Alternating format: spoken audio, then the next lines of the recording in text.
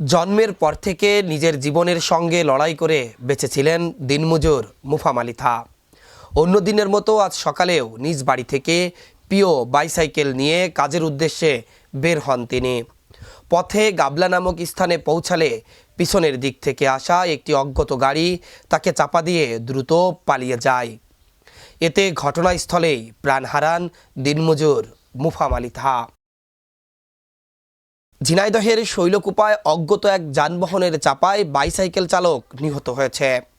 আজ রবিবার সকালে উপজেলার গাবলা এলাকায় এই দুর্ঘটনা ঘটে।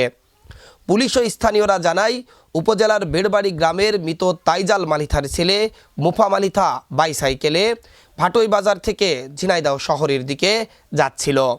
পথে গাবলা এলাকায় পৌঁছালে পিছনের দিক থেকে আসা অজ্ঞাত একটি যানবাহন তাকে চাপা দিয়ে পালিয়ে যায়। এতে ঘটনাস্থলেই তার মৃত্যু হয়। ঝিনাইদহ আরাপপুর হাইওয়ে থানা পুলিশের ওসি মৃত্যুঞ্জয় বিশ্বাস ঘটনার সত্যতা নিশ্চিত করে জানান, মৃতদেহ উদ্ধার করে ঝিনাইদহ সদর হাসপাতালের মর্গে পাঠানো হয়েছে। ঠিক কোন যানবাহনে তাকে চাপা দিয়েছে তা এখন পর্যন্ত তারা নিশ্চিত নয়। এই নিয়ে এই এলাকায় পরপর 3টি সড়ক দুর্ঘটনা ঘটলেও আসলে কিভাবে এই 3টি সড়ক দুর্ঘটনা ঘটল তা কেউ নিশ্চিত করে এখন পর্যন্ত বলতে পারছে না।